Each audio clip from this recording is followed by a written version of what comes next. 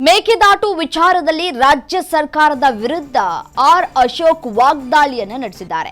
ಮೇಕೆದಾಟಿಗೆ ತಮಿಳುನಾಡಿನ ಸವಾಲ್, ಕರ್ನಾಟಕ ಸರ್ಕಾರ ಮೌನವನ್ನ ಯಾಕೆ ವಹಿಸಿದೆ ಅಂತ ಕೇಳ್ತಾ ಇದ್ದಾರೆ.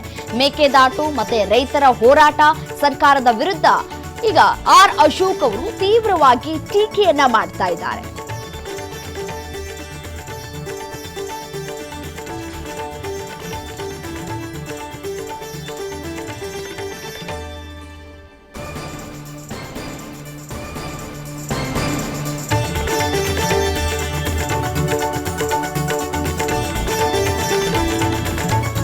ದೇವಾಲಯಗಳಿಗೆ ಭೇಟಿ ಕೊಟ್ಬಿಟ್ಟು ನಾಮ ಹಾಕೊಂಡು ವಿಭೂತಿಯನ್ನ ಧರಿಸೋದಷ್ಟೇ ಇವರ ಕೆಲಸ ಆಗಬಾರದು. ಅಭಿವೃದ್ಧಿಗಿಂತ ರಾಜಕೀಯ ಪ್ರಚಾರಕ್ಕೆ ಸರ್ಕಾರ ಹೆಚ್ಚು ಆದ್ಯತೆಯನ್ನ ಕೊಡಬೇಕು, ಒತ್ತನ್ನ ಕೊಡಬೇಕು ಅಂತ ಹೇಳ್ತಾ ಇದ್ದಾರೆ.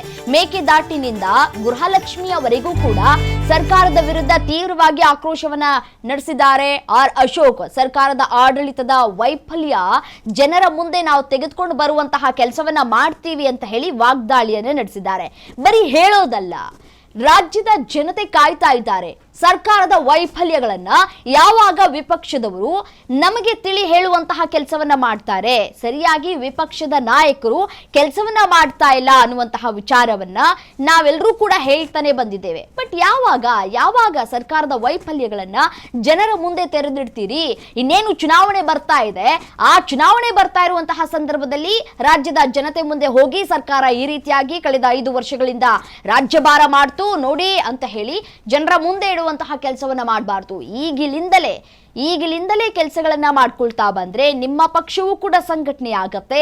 ನಿಮ್ಮ ಪಕ್ಷವೂ ಕೂಡ ಮುಂದಿನ ದಿನಗಳಲ್ಲಿ ಗೆಲುವನ್ನ ಸಾಧಿಸೋದಕ್ಕೆ ಒಂದಷ್ಟು ಪ್ರಯತ್ನಗಳನ್ನು ಮಾಡಿದಂತಾಗುತ್ತೆ. ಬಟ್ ಆದ್ರೆ ವಿಪಕ್ಷ ನಾಯಕರು ಕಣ್ಮುಚ್ಕೊಂಡು ಕೂತಿದ್ದೀರಿ. ರಾಜ್ಯ ಸರ್ಕಾರ ನಡೆದುಕೊಳ್ತಾ ಇರುವಂತಹ ರೀತಿ ನೀತಿಯನ್ನ ಎತ್ತು ತೋರಿಸುವಂತಹ ಕೆಲಸವನ್ನ ಮಾಡ್ಬೇಕಲ್ಲ, ಯಾಕೆ ಮಾಡ್ತಾ ಇಲ್ಲ? ಈಗ ಎಚ್ಚೆತ್ಕೊಳ್ತೀವಿ, ಆವಾಗ ಎಚ್ಚೆತ್ಕೊಳ್ತೀರಿ ಅಂತ ಹೇಳ್ತಾ ಇದ್ದೀರಿ. ಬಟ್ ಇಲ್ಲಿವರೆಗೂ ಕೂಡ ಎಚ್ಚೆತ್ಕೊಳ್ಳುವಂತಹ ಕೆಲಸಗಳನ್ನ ಯಾರೂ ಕೂಡ ಮಾಡಿಲ್ಲ. ನೋಡಿ, ಒಂದು ಕಡೆ ತಮಿಳುನಾಡು ವಿಧಾನಸಭೆಯಲ್ಲಿ ಮೇಕೆದಾಟು ಯೋಜನೆಗೆ ವಿರೋಧವನ್ನ ಕೂಡ ವ್ಯಕ್ತಪಡಿಸಲಾಗ್ತಾ ಇದೆ. ಡಿ.ಕೆ. ಶಿವಕುಮಾರ್ ಅವರು ಮೇಕೆದಾಟು ಯೋಜನೆಯನ್ನ ನಾನು ಜಾರಿಗೆ ತೆಗೆದುಕೊಂಡು ಬಂದೇ ತೀರ್ತೀನಿ ಅಂತ ಹೇಳಿ ರಾಜ್ಯದಲ್ಲಿ ಚುಕ್ಕಾಣಿಯನ್ನ ಹಿಡಿದುಕೊಂಡಿದ್ದಾರೆ. ಈಗ ಅವರದೇ ಸರ್ಕಾರ ಇದೆ, ತಮಿಳುನಾಡಲ್ಲೂ ಕೂಡ ಅವರದೇ ಸರ್ಕಾರ ಇದೆ, ಯಾಕೆ ಕೂತ್ಕೊಂಡು ಮಾತುಕತೆಯನ್ನ ಆಡಬಾರದು ಅನ್ನುವಂತಹ ಪ್ರಶ್ನೆಯನ್ನ ಕೂಡ ಮಾಡ್ತಾ ಇದ್ದಾರೆ. ಕರ್ನಾಟಕದಲ್ಲಿ ಸರ್ಕಾರದ ವಿರುದ್ಧ ವಿಪಕ್ಷದವರು ಇದೀಗ ತೀವ್ರವಾಗಿ ವಾಗ್ದಾಳಿಯನ್ನ ಕೂಡ ನಡೆಸ್ತಾ ಇದ್ದಾರೆ. ಮೇಕೆದಾಟು ವಿಚಾರಕ್ಕೆ ಸಂಬಂಧಪಟ್ಟಂತೆ ಇಲ್ಲಿವರೆಗೂ ಕೂಡ ಯಾರು ಕೂಡ ತುಟಿ ಬಿಚ್ತಾ ಇಲ್ಲ. ಯಾಕೆ ಅಂತ ಪ್ರಶ್ನೆ ಮಾಡ್ತಾ ಇದ್ದಾರೆ. ನೋಡಿ, ಧಮಕಿ ಹಾಕಿ ರೆಸಲ್ಯೂಷನ್ ಮಾಡ್ತಾ ಇದ್ದಾರೆ. ತಮಿಳುನಾಡಿಗೆ ನೀರು ಬಿಡೋದಕ್ಕೆ ಆಗೋದಿಲ್ಲ ಅಂತ ಹೇಳಿ ಸಿಎಂ ಡಿ.ಕೆ. ಶಿವಕುಮಾರ್ ಹೇಳಿದ ಮೇಲೂ ಕದ್ದು ಮುಚ್ಚಿ ಕಾವೇರಿ ನೀರನ್ನ ಬಿಡಲಾಗ್ತಾ ಇದೆ.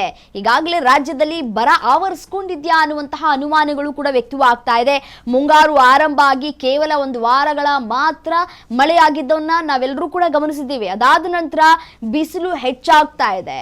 ಹವಾಮಾನ ಇಲಾಖೆಯು ಕೂಡ ಯಾವುದೇ ರೀತಿಯಾದಂತಹ ಮಾಹಿತಿಯನ್ನ ಹಂಚಿಕೊಳ್ಳುವಂತಹ ಕೆಲಸವನ್ನ ಮಾಡಿಲ್ಲ.